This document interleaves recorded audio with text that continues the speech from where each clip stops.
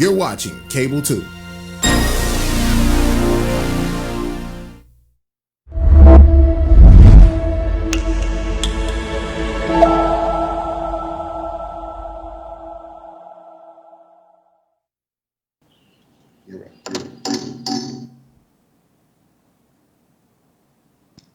Well, hello and good afternoon, everyone. My name is Mark Batten, and I am the Executive Director of Community Engagement for Winston-Salem Forsyth County Schools. Thank you for joining us for this live town hall during the lunch hour.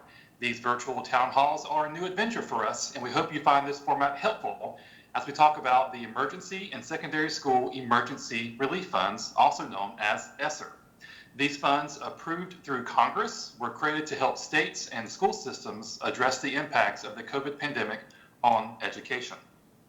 We're hosting this town hall to hear your questions and get feedback on the district's plans for how it will utilize these funds.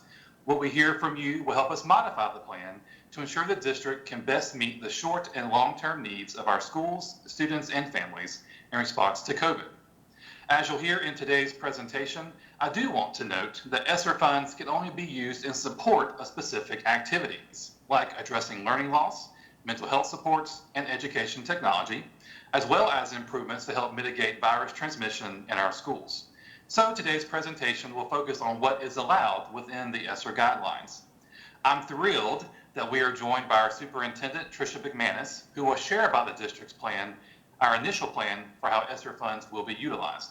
We're also joined by Britt Campbell, our Chief Marketing and Communications Officer, the voice of our district, who has helped keep us informed and safe throughout the last year as a part of our safe return. Thank you, Brent and Tricia, for joining us. As we get started, a couple of housekeeping items. If you're joining on Facebook Live and have questions as we move through today's town hall, please place them as a comment below. We'll monitor those throughout our town hall, and there will be a time for Q&A after Superintendent McManus's presentation. If you're joining us on Cable 2 on Spectrum, you can always email your questions to us at wsfcsinfo@wsfcs.k12.nc.us. And we can put that in the chat as well so you all can see that typed out. Again, thank you for taking time to spend with us this afternoon, and I'll turn things over to Ms. McManus. Thank you, Mark, and welcome everyone. Thanks for taking time out of your very busy days to join us and to listen to some current thinking by our district in hopes of receiving a lot of good quality feedback from our community. And so I am going to share my screen so we can jump right in. My presentation part has been taking about 15 to 20 minutes, and then we'll have the rest of the time for Q&A. So let me share my screen.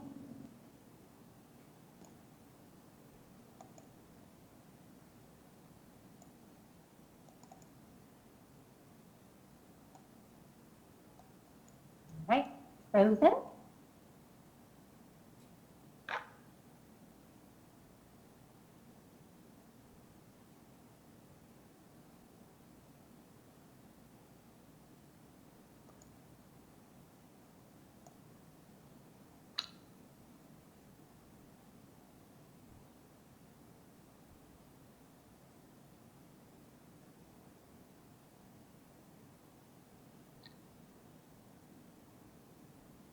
Okay, I was frozen.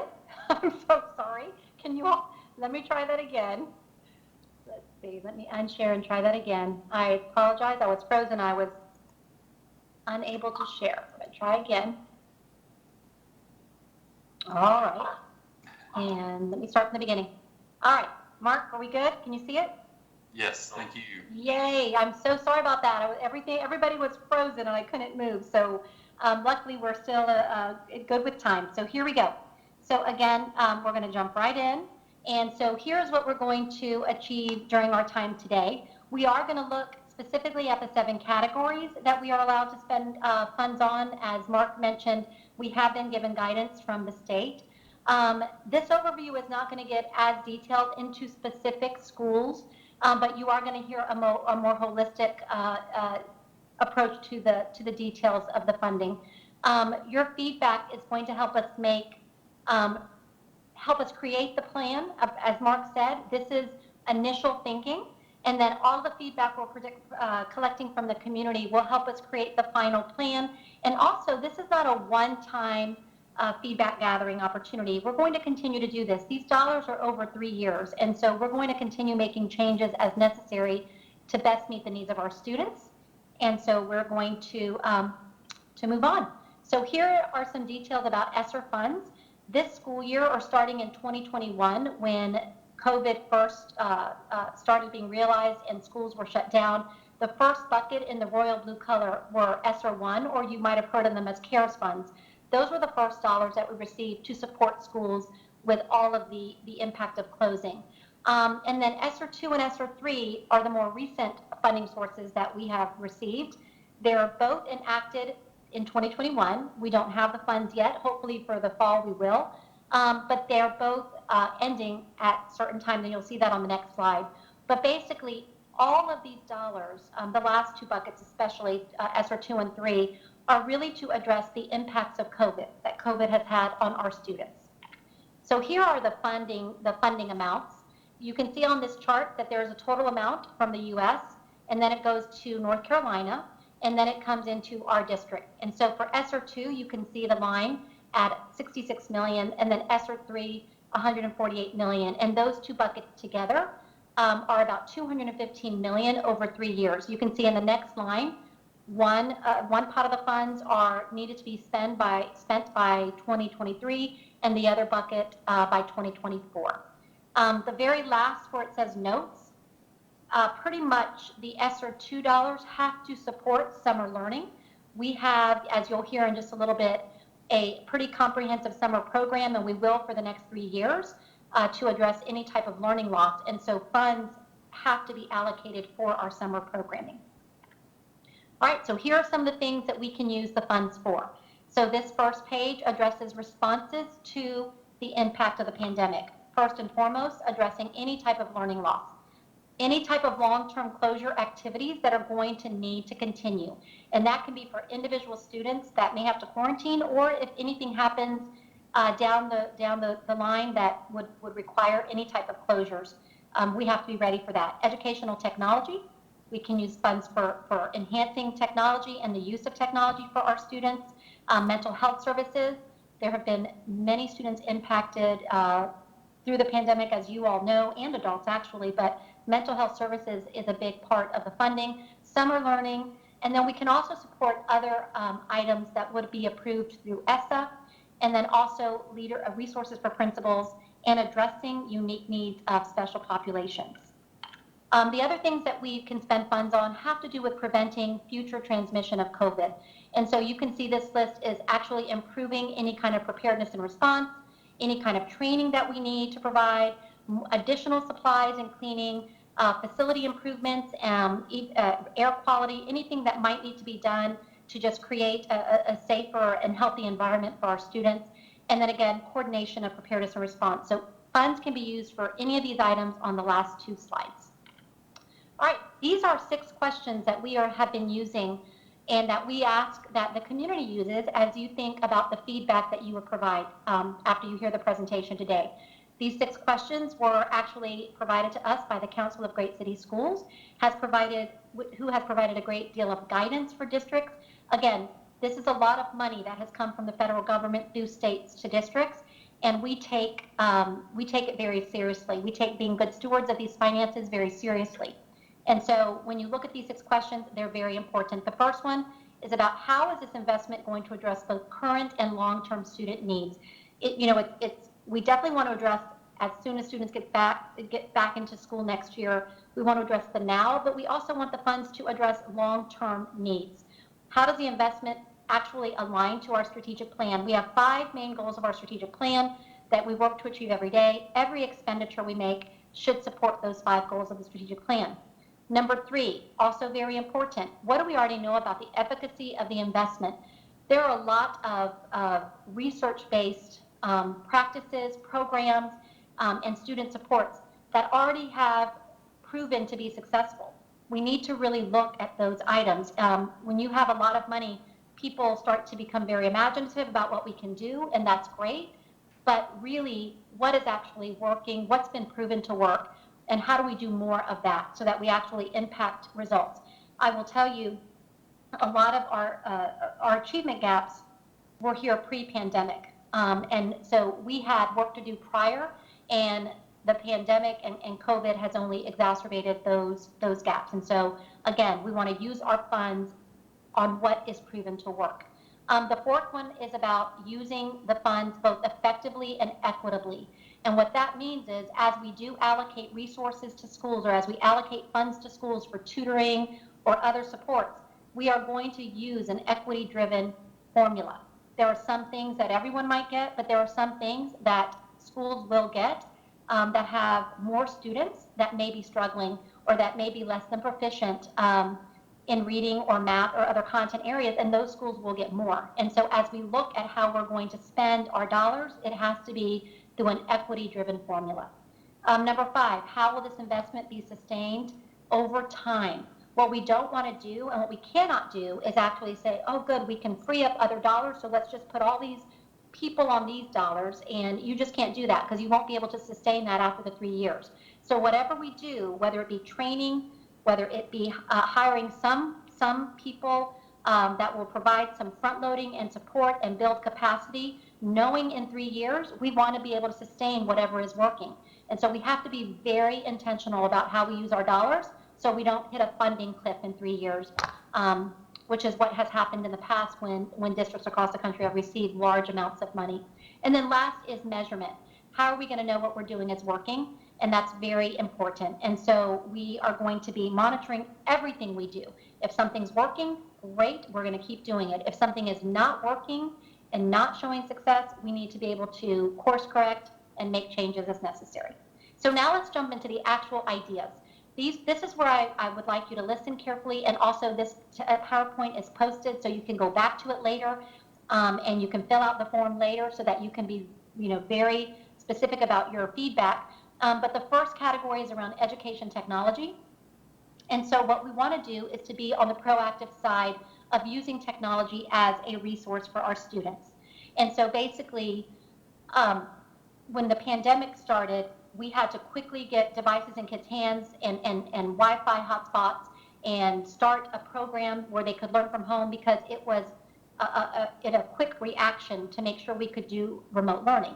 Now what we want to do is we want to actually be on the front end of this. We want to be able to put devices in every single student's hands that they can use both in school and at home, and it just becomes a resource for our students. And so guess what? If I had to go remote for any reason, I'm used to using a device to actually personalize learning, and that's what technology should be about. It is a resource to enhance each child's individual learning. And so in this area, having Chromebooks, having cases, having charging, being able to charge them throughout the day as kids bring them back to school, and they're using them, having hotspots for those that still do not have access and need it, making sure that we have the resources to have the proper inventory, the software to continue learning, and then at the last one, the assistive technology to support our EC students. Some of our students need the technology that allows them to communicate with their teachers and to communicate what they're able to with their learning,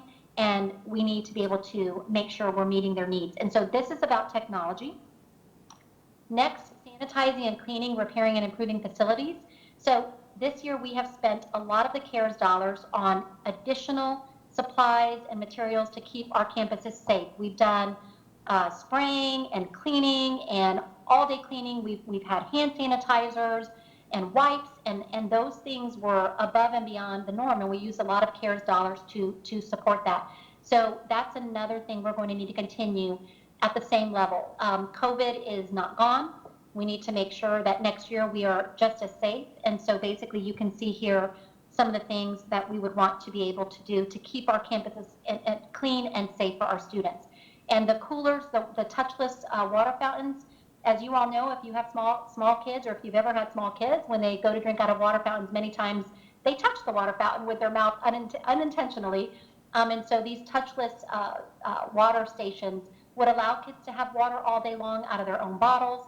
And we would provide bottles if students don't have bottles, and so that's another need, as well as doing any HVAC repairs that will help with air quality.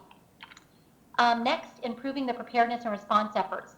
This year, something that's been very helpful for us is having COVID coordinators in school. It wasn't a large expense, but it actually designated a specific person to actually lead the contact tracing efforts in the school.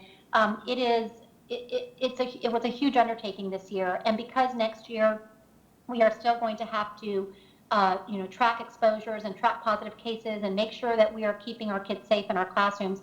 We want to have one more year where we continue the COVID coordinators, and also in the second bullet, the district contact tracers, who have been critical to helping us make sure that we are quarantining who we need to, that we are contacting parents as we need to, and all those things that have been really critical this year. We want to continue that one more year. Additional nurses. Our nurses are shared between many schools, up to 5 and 6. And we really want to be able to lessen that span of control so that kids see nurses in their schools more often. It's a critical role. I wish it was funded differently, but unfortunately it's not. So we would like to be able to actually address that for next school year. And also then continue with our district and school cares team. And again, the school-based cares teams are folks that were already in schools. Our social workers and our counselors and teachers but the other part that if is the district cares team, and what these teams are about is just really meeting the academic, social, emotional, physical needs of our students. They are the folks that if a student is struggling in any way, they can go to the cares team. The cares team will work to make sure that the family has support. And then the district cares team, they knocked on 3,000 doors this past school year to make sure that families had technology. Even though the technology will not be an issue, making sure that students are present and engaged will continue to be, and we want to make sure that all of our kids have the resources and support they need. And so these cares teams, we'd like to be able to continue those for at least one more year. Next, long-term closures. We have to be prepared again for any potential closures to be able to continue learning. As we did this year, we learned a lot this year. And so all of the things on this slide are really things that were supported with CARES dollars that we would need to be able to continue, at least the last 2 bullets. The first 2, I will tell you, the first one is about support staff with devices. So it is not just our classroom teachers that need devices, but other staff members like social workers and counselors and TAs. They also work directly with students. And so they need to have devices to be able to log in the event there were to be another closure. The video conferencing platforms, we need to continue to be able to fund those. And also we are opening for the first time next school year a high school virtual academy. And so the expenses of that we have to be able to fund, and these dollars are also intended for that. The third one is really about for our EC families that, if a closure happens again, they still need to be able to work to keep IEPs updated, and so being able to use resources that we use this year in the future, and also all of the security programs so that kids are safe when they are on using the technology. Those are all needs that we would still continue to have. All right, moving on. A couple more items. Providing mental health and services and supports. And so we've heard a lot this year from parents that their children have been struggling. And we've heard also from many behavioral and mental health professionals that the pandemic has caused increased anxiety and has caused some mental health concerns and issues. And so we want to be able to address that. We already have tools to address that, so we want to kind of enhance those tools. So the first group are some positions. And so the first one is mental health coaches. These are licensed professionals that we feel could push into schools and be yet another layer of support in addition to folks that are already on campus now. And then the social emotional learning coaches also would push into schools, and all of these roles would all be in schools directly working with kids and with teachers. But the social emotional learning coaches can work directly with kids around social emotional learning, but they also can work with teachers because social emotional learning is not just a separate, you do this one period a day or at one moment in a day, but it should be something that you integrate throughout the day. And so these SEL coaches would be able to work with teachers to make sure what are the best times and how do you actually emphasize SEL during all parts of the day. Social workers, similar to our nurses, our social workers are also spread very thin. They are with multiple schools, and so this would be a good opportunity to add some more social workers. And then the last part of this is around training. We need training so that every one of us actually has the tools and are equipped to support our students around mental health and any kind of social and emotional issues. And so youth mental health aid, school crisis prevention training, and trauma and resiliency framework training would all be something that we need for our staff. All right, summer school and after school programs, I have this and then one more, and then we're going to wrap up. But this is related to summer learning and after school programs. And so basically this summer is one example. We are offering 16 unique summer programs. If you saw ESSER 2 had to be used to support this, that was a mandate from the state. But this is all to support any kind of learning recovery. And so our programs are really this summer about giving kids hands-on opportunities, accelerating their learning, and that will be for the next few summers to make sure that our kids' needs are being met. If you look at the next bullet, it's about offering extended learning opportunities during the school year once school starts, and these could be daytime, Saturdays, weekends, and this will be where an equity-based formula will be used for schools.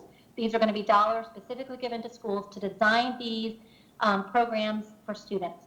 And so if a school has more students that are less than proficient or struggling with any type of learning, they will get more resources. If you look at the third bullet, extended school year extending the school year for some of our turnaround schools, our Inspire Through 40 schools, this would give us the opportunity to increase time for instruction for our Inspire Through 40 schools. Our goal is to have all of our schools high performing, and we know we can do it. And so there may be some resourcing or other things like extending the school year that we want to provide for our Inspire Through 40 schools. And then continuing the community learning centers. This year, the community learning centers, I think we had over 30, and they really rose to the challenge when our students were virtual of educating students that needed face-to-face instruction and being there. We want to continue each year with some learning centers that are a little bit different in nature, but that would be able to support students after hours, on weekends, and they could support through academics and also through social, emotional, and mental health supports. And the last slide is addressing learning loss. And so this is the last area that we want to really focus on. And so to make sure every one of our students is excelling. So if you look at the first one, the supplemental standards aligned materials, resources, curriculum materials. As I said earlier, pre-pandemic, we had achievement gaps that were pretty substantial. And so having the right rigorous, on grade level, high quality instructional resources in the hands of our students is critical. We need to be able to teach on grade level and have the highest quality resources in the hands of our students if we expect them to be reading on grade level, to be writing on grade level, to be computing on grade level. And so this is a great opportunity to make sure that we have the very best materials and resources in the hands of our students and teachers. Over to the right with the magnifying glass, being able to use data to actually drive instructional improvement student by student is important, and also the science of reading. We have a goal of every one of our third graders reading on grade level, every student reading on grade level by third grade, and it is a very attainable goal with the right materials, with the best instruction, and the best instruction means our teachers being trained and able to effectively implement the science of reading. It is very research-based, how students learn how to read, and if we follow the research and we provide coaching daily in classrooms, especially in schools that have been struggling, that our service model needs to be improved and changed. That is what that is about. It's providing the right training and the right coaching so that our teachers can excel in their craft in relation to reading and other content areas.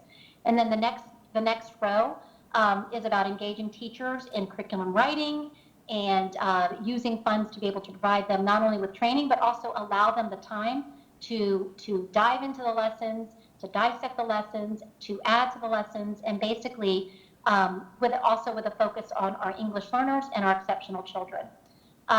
Substitute teaching staff, the contract for substitute teachers. This is an area that our fill rates have not been where they need to be, and when a student is out, we want there to be seamless transition with a substitute teacher, a high quality teacher that can just take the ball and run with it with students so that we don't miss a beat. And so one of the things we're thinking about doing, which many districts have done over time that are larger, if they use a company that this is what they do every day to help with fill rates and help with overseeing substitutes. The research team on the bottom left, that is about when I mentioned earlier that we want to analyze everything we're doing, progress monitor, research. This team would actually make sure that we are on track, that we are moving forward, and if something's not working, that data is right there in our faces so we can make changes as needed. And then the one on the far right is the high school graduation coaches. When our high schoolers return, we want all of our students to graduate with their cohort, to graduate on time with their cohort, so they are set up for future success. And so some of our students are coming back needing a lot, needing credit recovery, needing motivation, needing encouragement, needing a lot of individual coaching to get on track for that, to meet that goal of graduating with their cohort. And so these graduation coaches would support students that might be at risk of not graduating with their cohort. And so again, these are ideas that we've brainstormed, and now it is time for you all to provide feedback to those items. And also, is there anything missing? Is there something we haven't thought of that would actually have a huge positive impact for our students? And that's where you come in. I'll turn it back over to Mark. All right. Thank you, Ms. McManus. That was a very detailed presentation. We appreciate you taking the time to do that for us this afternoon. I know there are some questions that have come in to the Facebook chat, and so as Brent looks at those, we'll start off with some questions that we've received previously leading up to today's forum. And one of them is about teacher and school staff support. And so they're asking, can ESSER dollars support teacher and school staff mental health? And if not, does the district have plans in place to help staff wellness? Yes, that's a very good question. And the other day I said, absolutely, these same dollars can support staff mental health and well-being. And I was told, no, that's actually not supposed to be what the funds are for. So yes, we have other resources that will be designated for that. We have started an employee wellness committee, and they are looking at all parts of employee wellness, from mental health to physical health, to ways that we can better support our teachers. We also have staff on campus that are trained to support folks, our social workers. We have many licensed healthcare professionals already in our midst, and we have a lot of resources that we've given out this year, but we definitely have plans to address that as we move forward next year. It may not be with these exact funds, but it definitely will be a priority with other funding sources. Absolutely. Terrific. Thanks. All right. Well, Brent says he's got some coming in on Facebook, so I'll turn things over to him. So, Superintendent McManus, the first one that we have in today's questions, one says, is there a plan to continue the after-school care programs like Alpha Best for free in some of these specific schools? So basically, we've got partnerships, as far as I know, and there may be others, so I hope I don't leave anybody out, but we have 3 specific after-school partners that I know about, Alpha Best and Imprints and the Wise. And so we are definitely continuing and working to strengthen the partnerships. We have other grants coming in addition to ESSER, that we're looking at how can we increase scholarships so students that may be facing economic challenges within their homes could actually still have quality after school programs and not worry about the expense. So yes, these dollars, but other dollars that we are starting to apply for from the state would apply to that. Absolutely. Okay. Next one says, does addressing learning loss consider opportunity gaps versus achievement gaps? The foremost leads to the latter. That is an amazing point. Absolutely, yes, absolutely. So the opportunity gap, I think, is actually you're right, what has actually created the achievement gap. And so there are other things that we're doing that are not necessarily showing as addressed in ESSER, but that our district is doing in alignment with our strategic plan and using other funds.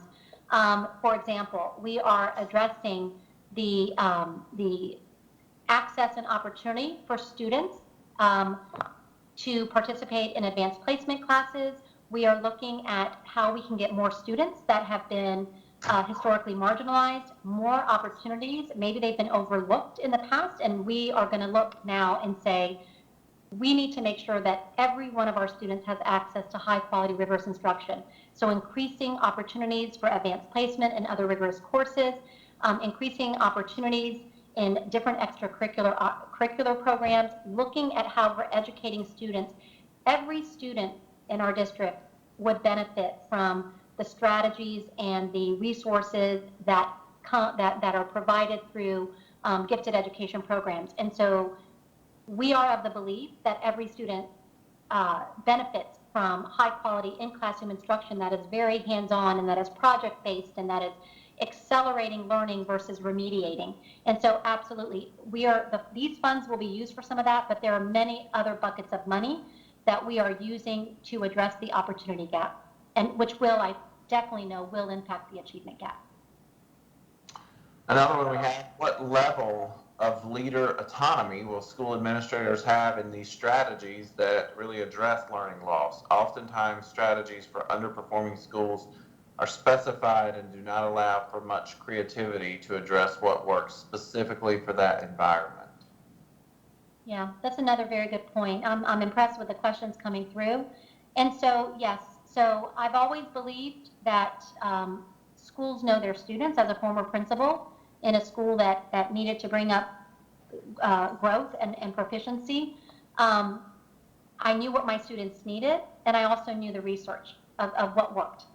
So I was trusted to do what worked for my students. I believe in that same philosophy. And so our principals do have autonomy if they have discovered an approach or if they're using a research-based practice around tutoring or around what they're doing in their classroom for students. They have the autonomy to create that. And that's why on that one bullet that talked about giving students specific dollars, there's a group of our schools will get the most funds because they need to be able to accelerate more learners. And so they will have the autonomy. Again, it needs to be proven practice, research-based, and what will meet the needs of that individual school. So yes, autonomy is important across the board as long as it is doing what is going to work for kids. So yes. Okay, the next one's from a parent that says, I have concerns about the ESSER dollars being used for technology as devices will need replacing, and these funds are only for 3 years. So this would be unsustainable. Secondly, I have some serious concerns about my children needing a Chromebook for all of their classes and work. Is it the intention or your intention for our children to use Chromebooks for each class and assignment charged and ready each day? So no. So I will tell you, I don't want to walk into classrooms across our district and see kids sitting on computers with headphones on. That's not the purpose of in-person learning. The computer should be used, again, as a tool or resource, not as the vehicle for learning. And so basically, what you should see when you walk into our classrooms is hands-on engaging lessons with a classroom teacher. The technology is a resource that a child can go into once they're ready to do something that is personalized in nature for their learning. It is not to be used as a substitute for a teacher or to have kids. If students were going to come to class and be on a computer all day, every day, then remote learning would have been their option for that family, and they could have gone to virtual academy. And so, no, that is not what we should be seeing in our classrooms, and that would be the opposite of what I would expect to see in our classrooms. As far as being able to sustain the technology, Kevin Sherrill, who is our assistant superintendent over instructional technology, there is a plan for sustainability in place, and so we can get more information out about that. You're right. After the 3 years, we need to be able to sustain where things are upgraded, where the technology is upgraded and repairs can be done, and there are some plans for that sustainability, which we are happy to post. Okay, moving on and changing gears here. Can school band orchestra instruments be cleaned using these funds? You know what?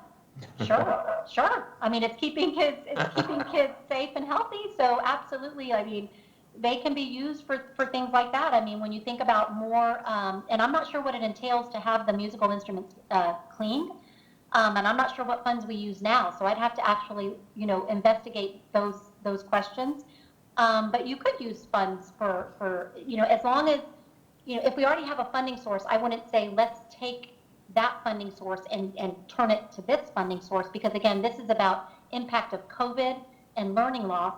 But if it's something that, if our principals gave that feedback, or if our community gave that feedback and felt that was something that was critical, then absolutely it could be. But again, we must have some other dollars currently that are being used for that. So I will take that one back and investigate that further.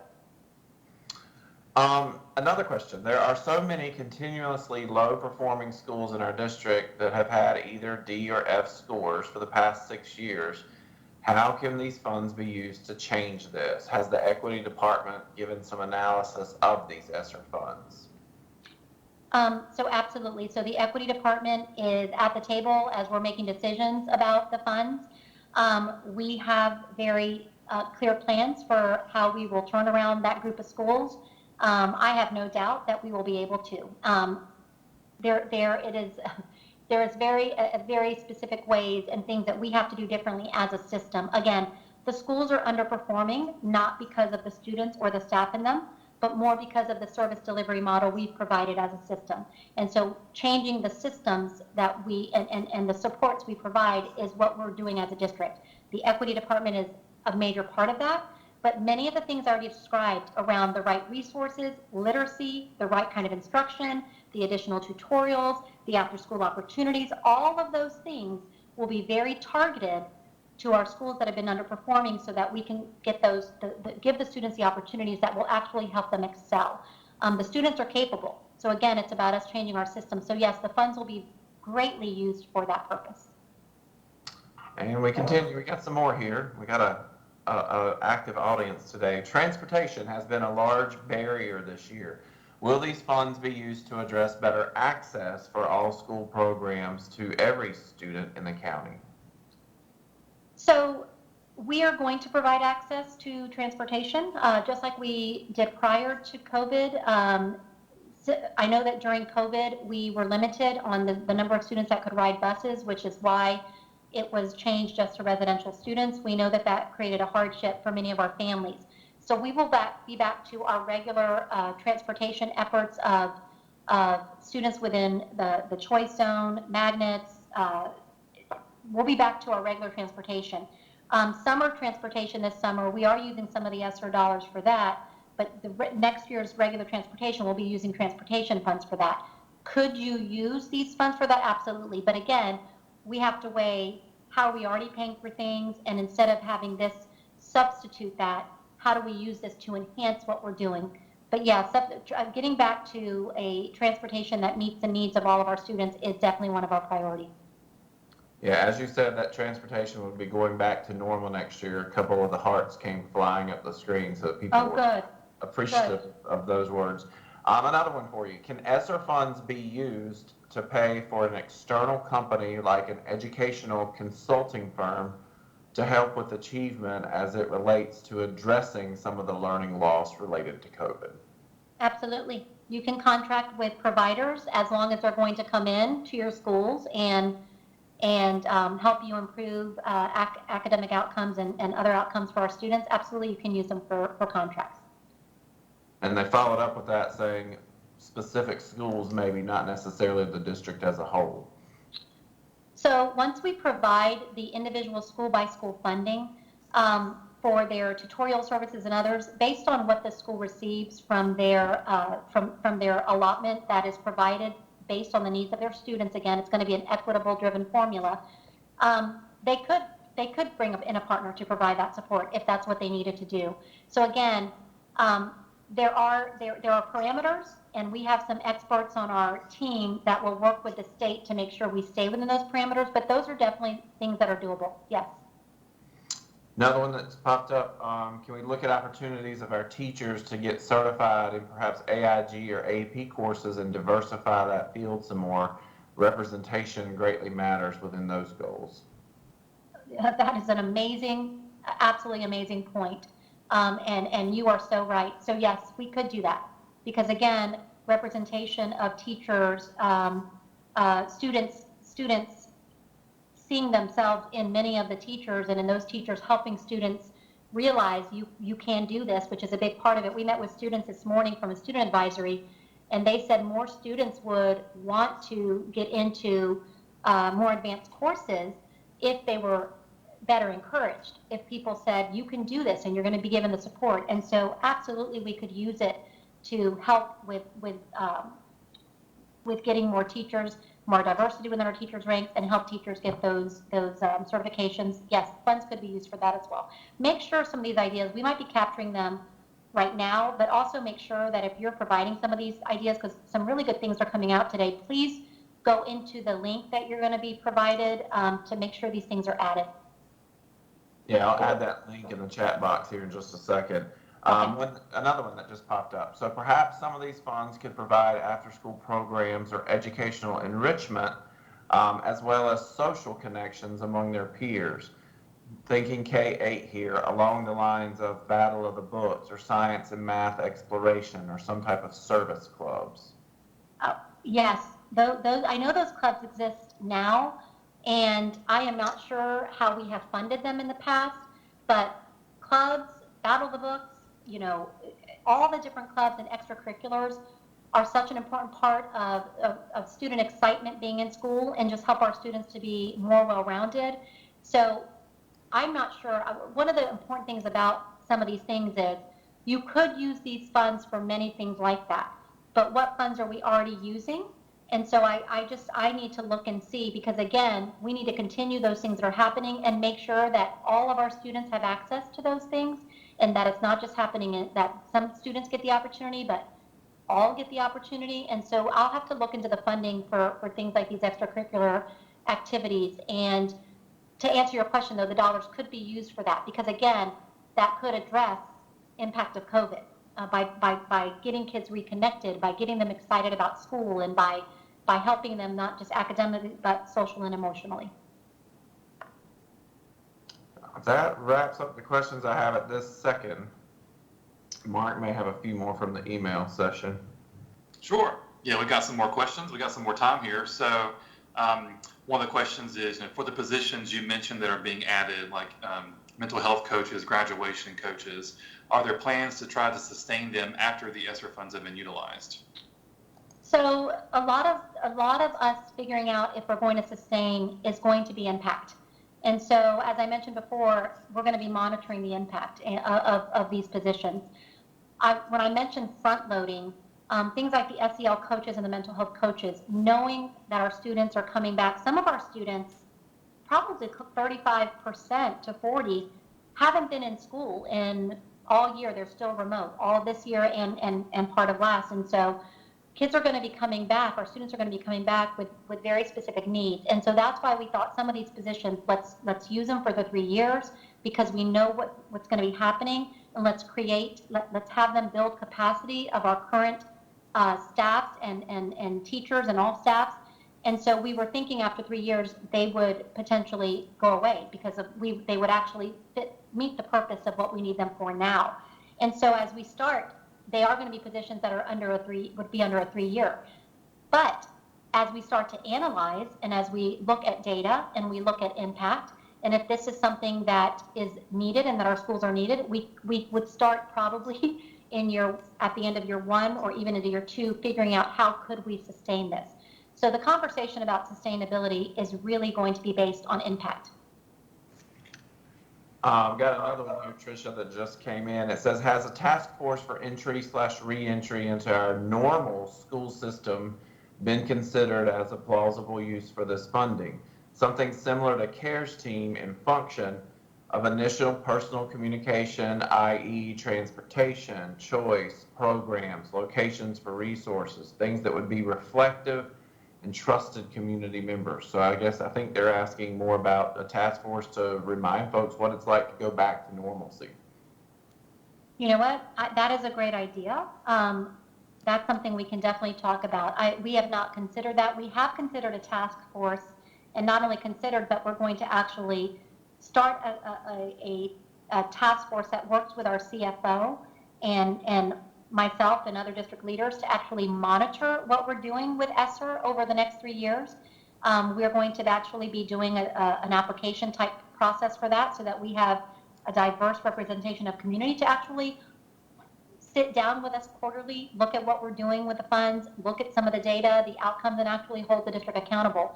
As far as a task force for return, it's a brilliant idea, one that I'll take to my team, and something I think would be a great idea. And I think you've talked about this a little bit, but again, it doesn't hurt to reiterate when folks are asking, but some of these funds, will they be used to reach, locate, and support some of the most vulnerable students who maybe are experiencing homelessness, for example? It says Project Hope will need some support. Yep, 100%. And the leaders, our staff that work with the different divisions, Project Hope is part of student services. And so yes, if there is funding that is needed to support the work that is happening, there, absolutely, these dollars could support that as well. And the person, going back for a minute, the person that mentioned the task force reopening, if they would, Brent, also, because I'm not sure who that was, and I'm not, and they may have additional ideas, they can write them on the in the link, or they can email me, because that seems like something that, regardless of ESSER, is something that we could think about. Right. They also mentioned for new families to the area, language learners, that type of thing as well. Absolutely. One question I believe I overlooked, I apologize. Can the ESSER funds be used for school gardens? Gardens are useful for health, social, emotional learning, and application to many different types of academics, and connect to and support ecosystems around the schools. That is true. School gardens, that could be part of outdoor eating areas that could be used, because I know that, eating during eating times is part, that could come in that section around helping prevent transmission by having students eat outside, beautification, all of those things. And again, we need to look at all of our funding sources that would what would actually support that now, what funding sources, so we need to look at all of our funding sources, but could it be used for that? Absolutely. That does tie directly to student learning. And students actually owning, being part of that's part of science, that's part of so many other academic areas. And so it's hands-on, it's student ownership of the land that's around them. So there are a lot of connections that can be made there. So again, this is just one of those things of, what funding would be used now for that? Is it something that we need to allocate some ESSER funds for? So again, place these ideas into the link so that all of this comes back to us in a very comprehensive way. And I placed those links in the chat. I'll do it again because they're getting kind of caught up in some of the questions. But for the moment, Mark, I think we're at the end of our questions, at least on Facebook. Okay, great. Well, this was a question that was kind of, or a comment in the chat box, but just to kind of reiterate, Ms. McManus, are there any funds specifically earmarked to strengthen programming and support of our English learners, our ESL students, and there's some examples of that you could share? Yes, and so our director, I don't know the exact title, but David, who is in charge of EL for the district, he has very specific things that he has outlined to support our EL students that he would like.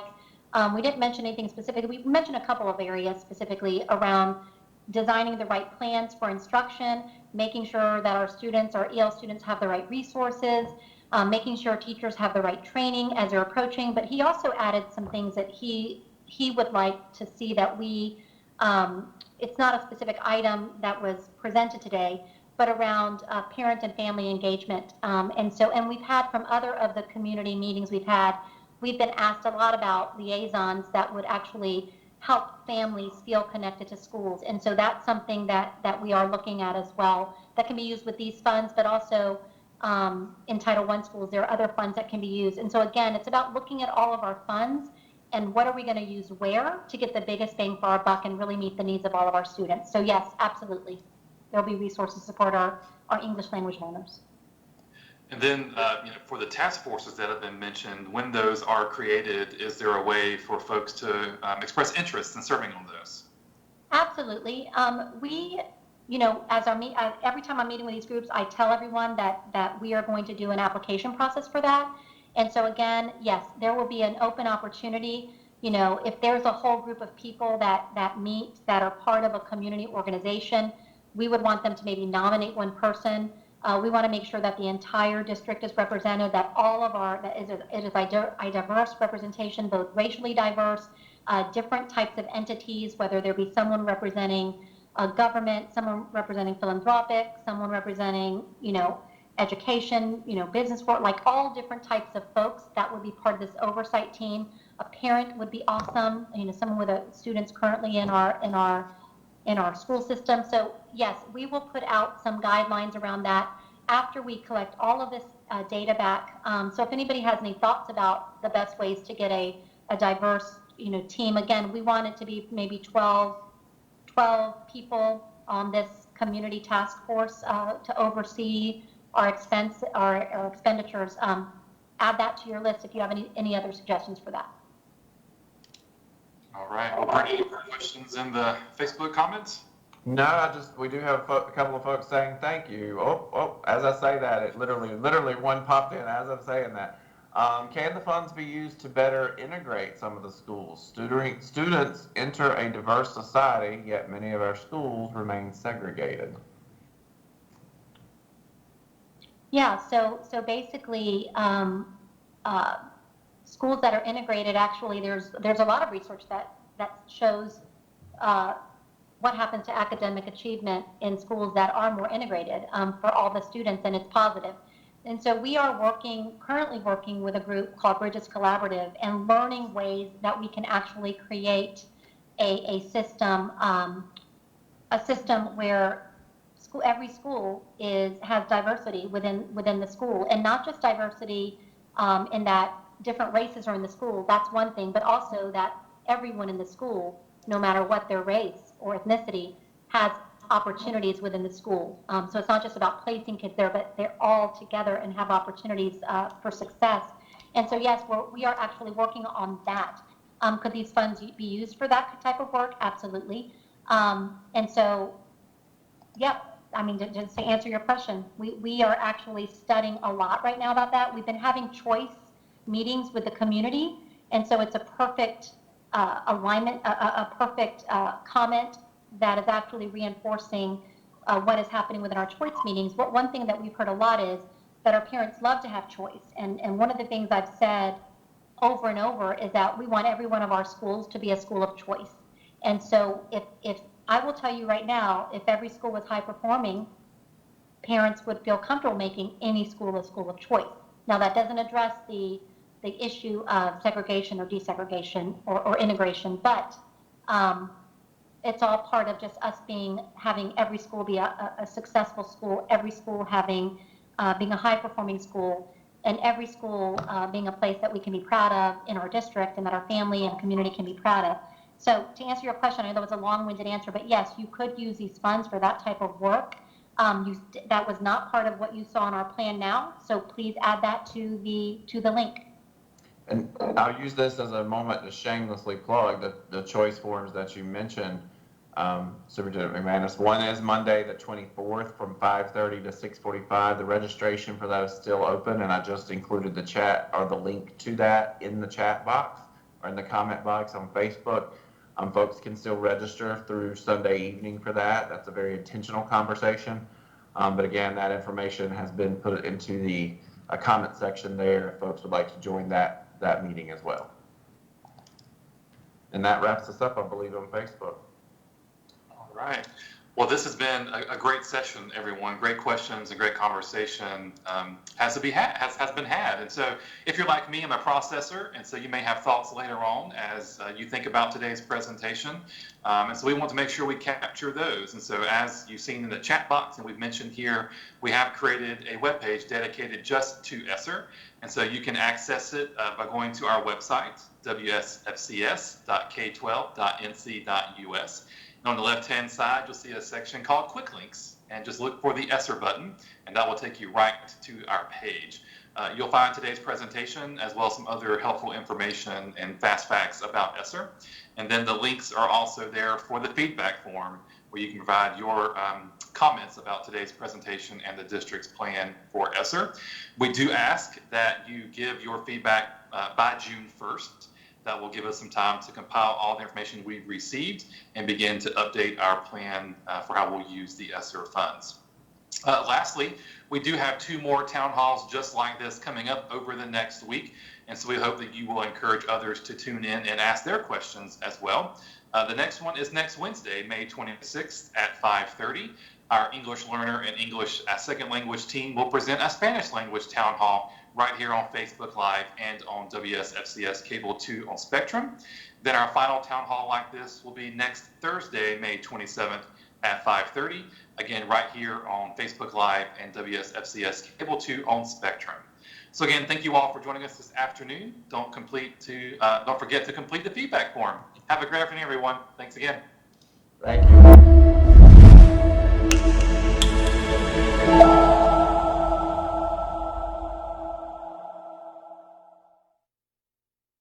You're watching.